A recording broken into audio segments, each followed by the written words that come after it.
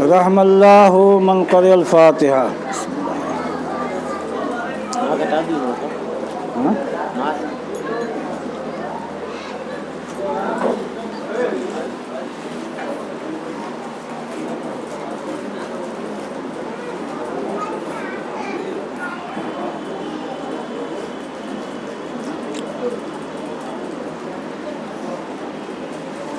لا حول ولا قوة إلا بالله السميع العليم.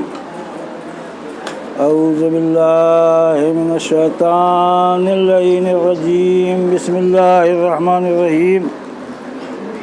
الحمد لله رب العالمين والصلاة والسلام على أشرف الأنبياء والمرسلين وخاتم النبيين مولانا وسيدنا وحبيب قلوبنا وطبيب نفوسنا المكي المدني القرشي الهاشمي المطلبي وأبي القاسم محمد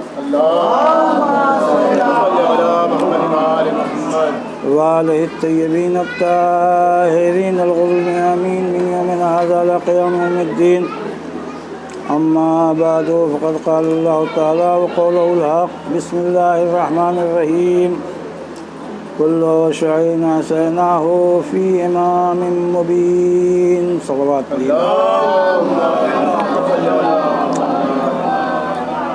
خالق کائنات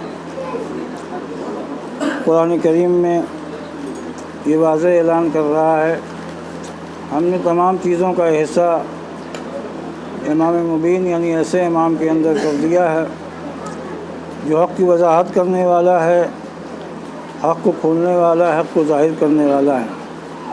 یقیناً مولا کائنات کی ذات حق کو ظاہر کر رہی تھی. ابتدا سے لے کر آخری منزل تک حسین علی نے جو بھی کام کیا ہے وہ اللہ کے لیے کیا ہے یا اللہ کے دین کے لیے کیا ہے. مشیت پروردگار کے غیر مطابق علی کا کوئی کام پوری دنیا نہیں دکھا سکتی. علی نے جنگ کی ہے تو اللہ کے لیے کی ہے. علی کے سر پہ ضربت لگی ہے تو اللہ کے لیے لگی ہے. علی کا کوئی کام مشیت پروردگار کے غیر مطابق نہیں تھا اور اسی لیے علی کو یہ کمال حاصل تھا کہ علی پیدا ہوئے تو اللہ کے گھر میں، علی کے سر پہ ضربت لگی تو اللہ کے گھر میں. اور کسی نبی نے یا کسی امام نے یہ فقرہ نہیں ارشاد فرمایا کہ بسم اللہ و باللہ فزت برب الکعبہ، کعبے کے رب کی قسم میں کامیاب جاؤں. یہ علی کی واحد منفرد شخصیت تھی کہ جو علی نے یہ کہا کہ میں کعبے کے رب کی قسم میں کامیاب جاؤں. یقیناً علی کی پوری زندگی کامیاب زندگی تھی، اس لیے کہ علی نے کوئی کام مشیت پروردگار کے غیر مطابق نہیں کیا. ورنہ آپ تاریخ اٹھا کے دیکھ لیں، آپ کو یہ مل جائے گا کہ مولا جب خندق کے میدان میں گئے ہیں اور عمرو ابن عبدود سے مقابلہ ہوا ہے تو مولا نے اسے زیر کر دیا تھا. مولا نے اسے زیر کر دیا تھا جب اس نے بے ادبی کی، اپنا لعاب دہن مولا کی طرف پھینکا تو مولا سینے سے اتر آئے تھے. عزیزو، لوگوں نے پوچھا یا رسول اللہ، علی کو اتنا اچھا موقع ملا تھا کہ دشمن کو زیر کر چکے تھے، اس کے بعد اسے چھوڑ دیا تو پیغمبر مسکرائے تھے اور آواز دی تھی کہ علی آئیں تو ان سے پوچھ لینا. تاریخ نے لکھا ہے کہ ایک مرتبہ جب علی کامیاب ہو کے واپس آئے ہیں تو پوچھا رسول نے کہ یا علی، آپ نے دشمن کو زیر کر دیا تھا، آپ نے کیوں چھوڑا؟ تو آواز دی یا رسول اللہ، میرا کام کوئی مشیت پروردگار کے غیر مطابق نہیں ہوتا ہے. اس لیے کہ جب میں اس کے سینے پہ سوار ہوا اور میں اسے قتل کرنا چاہتا تھا، اس نے بے ادبی کی.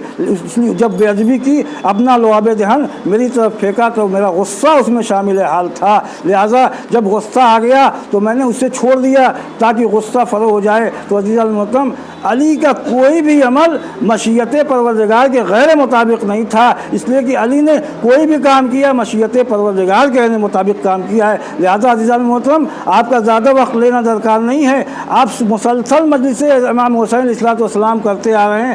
اللہ آپ کو سلامت رکھے، آپ کے بچوں کو سلامت رکھے. آپ اسی طرح سے مولا کی عزاداری کرتے رہیں، اس لیے کہ حسین کا جو عزادار ہوتا ہے یقیناً حسین اس کی مدد کرتے ہیں.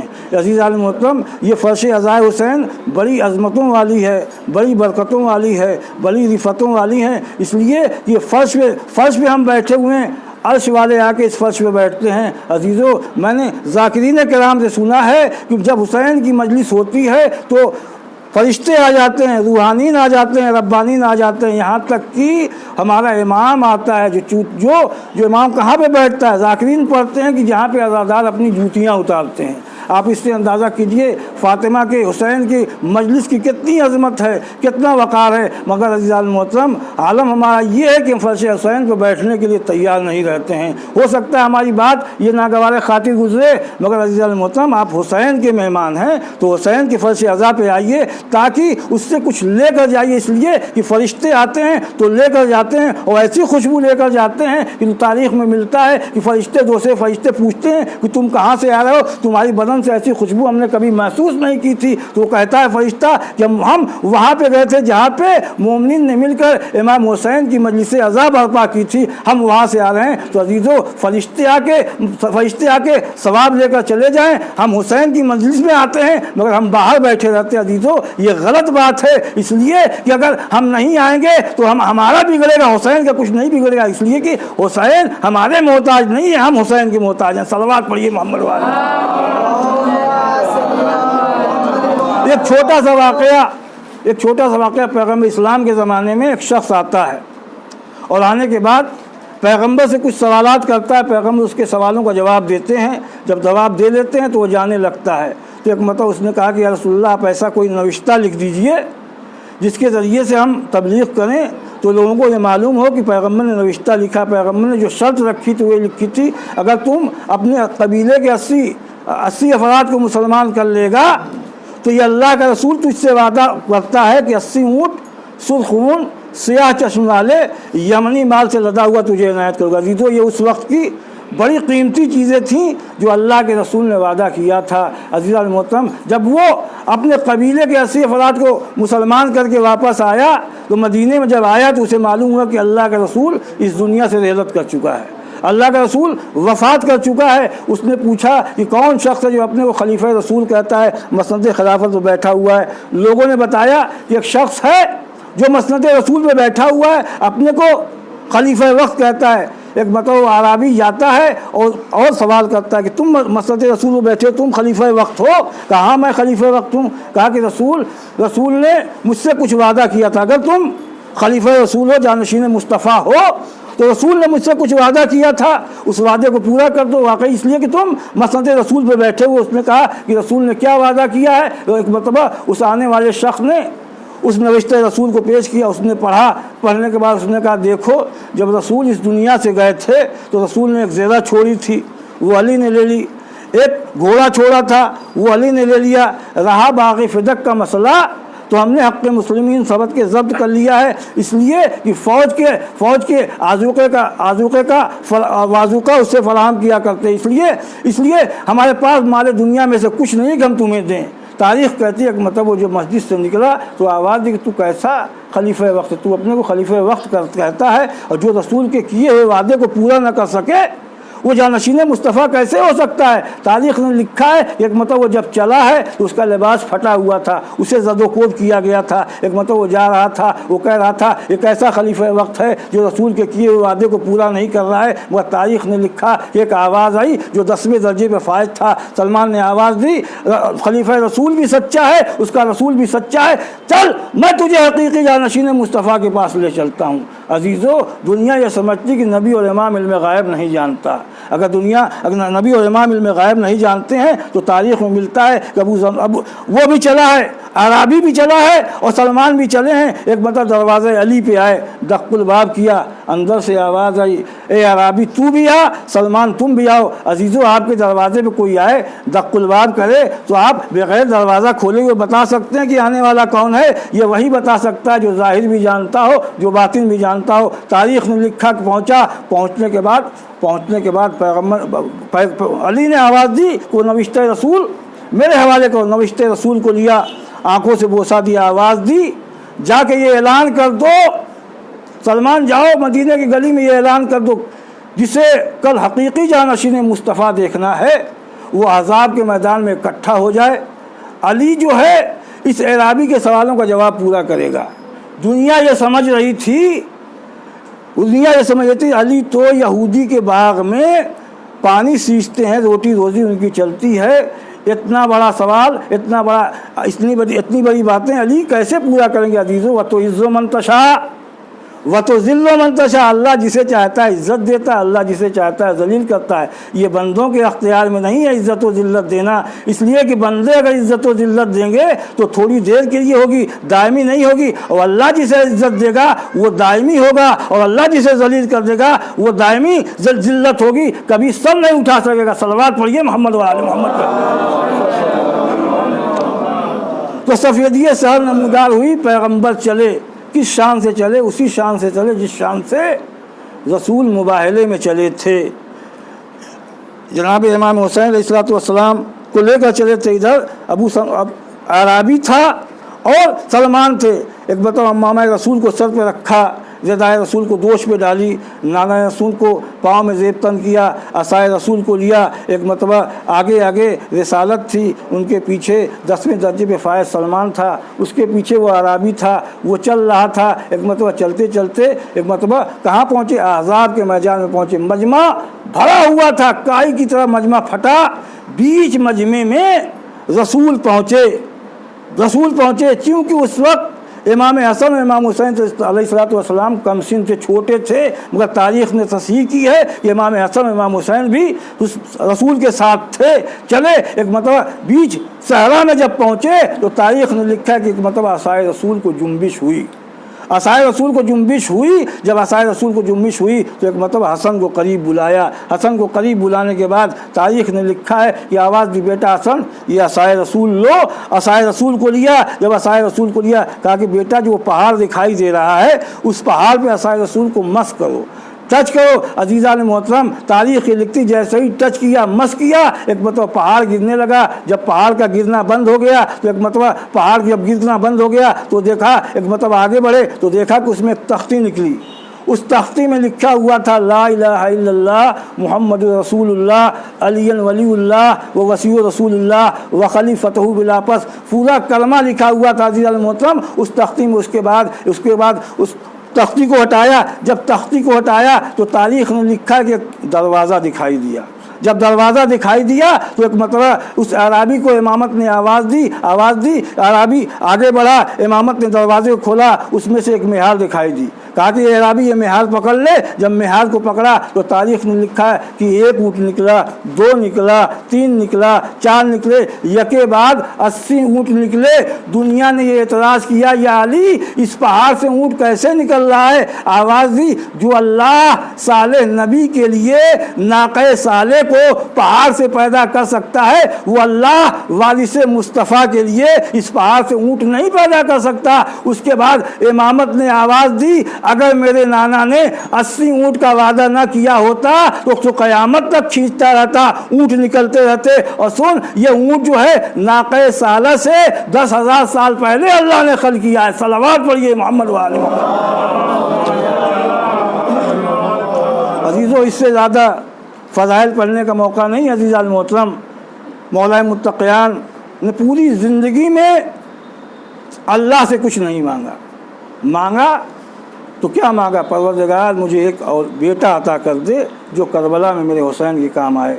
عزیزان محترم جناب عباس کا نانحال بھی شجاع تھا، جناب عباس کا دادحال بھی شجاع تھا۔ عزیزان محترم تاریخ پڑھیے کہ معلوم جناب عباس اتنے شجاع تھے، اتنے بہادر تھے۔ جناب عباس کے نانحال میں ایک شخص، ان کے نانا جو تھے جن کا نام بوار تھا، وہ نیزہ بردار تھے، پورے عرب میں ان سے بڑھ کے نیزہ چلانے والا کوئی نہیں تھا۔ اور انہیں کے جناب عباس کے نانیان میں ایک شخص عامر نام کا تھا، عامر نامی شخص جو تھا وہ بزرگ تھا، وہ بھی بڑا بہادر تھا، بڑا شجاع تھا، اس کا مقابلہ کوئی نہیں کر سکتا تھا۔ عزیزان محترم اس کی شہرت ایسی تھی کہ جب بھی کوئی قریش قیصر روم کے پاس پہنچتا تھا، قیصر روم پہلے پوچھتا تھا کہ تمہارا عامر سے کیا رشتہ ہے؟ اگر وہ رشتہ بتا دیتا تھا تو اس کی قدردانی ہوتی تھی، اگر رشتہ نہیں بتا پاتا تھا تو قیصر روم اس کی طرف توجہ نہیں کرتا تھا۔ عزیزان محترم جناب عباس کی شجاعت جو تھی نانیال کے اعتبار سے بلند تھی اور دادیال کے اعتبار سے بلند تھی، اس لیے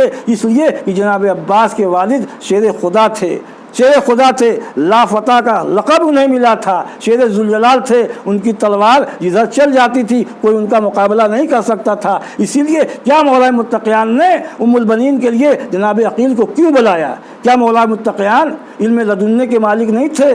मासूम मिनल्लाह थे, मनसूस मिनल्लाह थे। क्या उन्हें नहीं मालूम था कि अरब में सबसे शुजा, सबसे बहादुर कबीला कौन है? जानते थे, मगर मौला ये बताना चाहते थे कि मेरा भाई अक़ील बड़ा है, लिहाजा उसके ऊपर जिम्मेदारी है कि वो हमारे रिश्ते तजवीज़ करे। क्योंकि जनाब अक़ील भी अंसाब अरब थे, वो जानते थे कि तलवार, अली की तलवार किस किस कबीले से लड़ी है, किस किस कबीले पे चली है, और किसने कितनी मज़ाहमत की है, कितना अली के सामने कौन टिका है। मतलब जनाब अक़ील से कहा तो जनाब अक़ील ने बनी कलाब की जनाब फ़ातिमा कलाबिया का इंतख़ाब किया। जनाब कलाबिया का इंतख़ाब जनाब अक़ील पहुँचे हैं रिश्ता लेकर, तो तारीख़ में मिलता है एक मरतबा उनके वालिद ने कहा कैसे आना हुआ, किस तरह से आना हुआ, बहुत खुश हुए। तारीख़ में मिलता है ये ख़बर अपनी ज़ौजा को बताया। जब ज़ौजा को ख़बर मिली तो ज़ौजा ने अपनी बेटी को बताया, तो बेटी ने आवाज़ दी, खुदा की कसम मैंने आज शब में ख्वाब देखा है कि सितारे जो हैं हमारे दामन में हैं और एक नूर का टुकड़ा हमारी आगोश में गिर गया है। एक मरतबा उसकी ताबीर मालूम करने के लिए उनकी माँ ने लोगों से पूछा, बुजुर्गों से पूछा कि इसकी ख्वाब की ताबीर क्या है। तो एक मतलब लोगों ने बताया कि तुम्हारे ख्वाब की ताबीर बड़ी अच्छी है, तुम्हारे बत्न से एक ऐसा बच्चा पैदा होने वाला है जो पूरी कायनात में उसका कोई मद्दे मुकाबिल नहीं होगा। अज़ीज़ मोहतरम, वक्त नहीं है जनाब अब्बास की शुजाअत बयान करने का। जनाब अब्बास इतने शुजा थे, इतने बहादुर थे कि 13 या 14 साल का सिन था।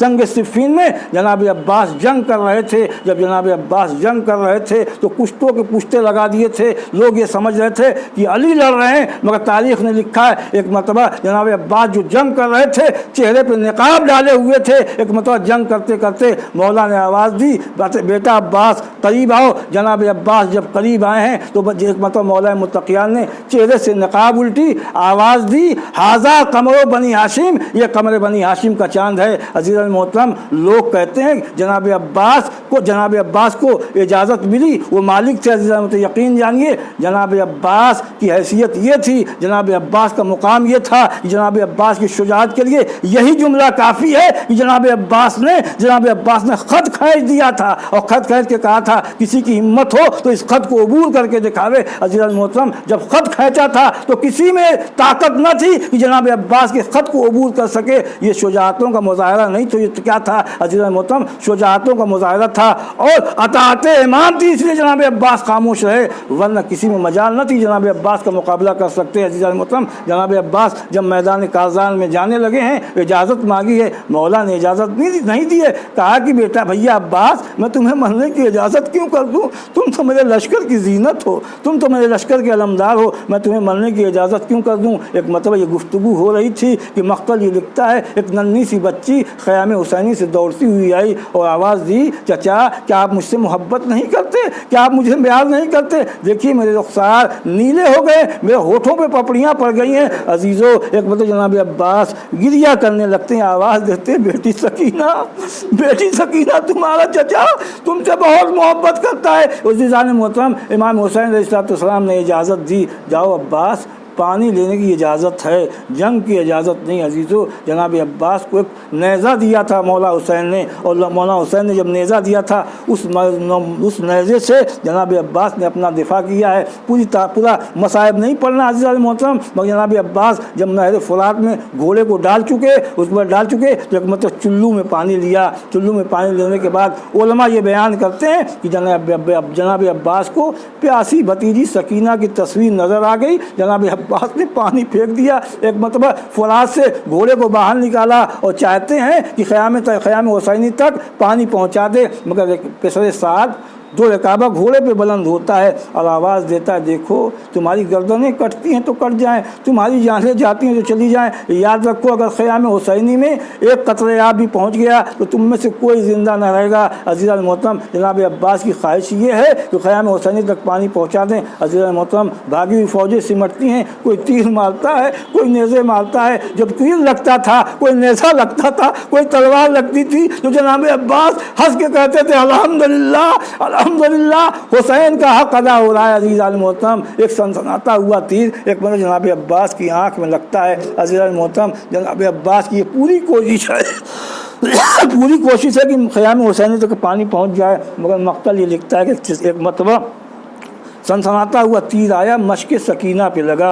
जैसे ही मश्क सकीना पे लगा, जनाब अब्बास की आँख टूट गई। जनाब अब्बास ने घोड़े को फरात की तरफ मोड़ लिया। अजीज़ान मोहतरम, तीरों पे तीर चल रहे थे। जनाब अब्बास का दाहिना बाजू कलम हो गया, जनाब अब्बास का बायां बाजू कलम हो गया। एक मतलब जो बायां बाजू दाहिना बाजू कलम हो गया। हुसैन और अब्बास इतने तवील क़ामत थे, एक मतलब जनाब अब्बास की जब आँख में तीर लगा तो जनाब अब्बास ने घुटनों को जोड़कर तीर को निकालना चाहा। एक मतलब एक शकी ने जनाब अब्बास के सर पे ऐसा वुज़ मारा कि जनाब अब्बास पुश्त फरस से ज़मीन पे आए। अजीज़ो जनाब अब्बास जब पुश्त फरस से ज़मीन पे आ रहे थे तो मेरा दिल कहता है, मेरा अक़ीदा कहता है, इसलिए कि मैंने रवायतों में पढ़ा है हुसैन का कोई भी शहीद गिरा है उसके दोनों बाजू सलामत थे, मगर हाय मज़लूमियत जनाब अब्बास जब पुश्त फरस से ज़मीन पे आए तो दोनों बाजू सलामत नहीं थे। मेरा अक़ीदा कहता है, मेरा दिल कहता है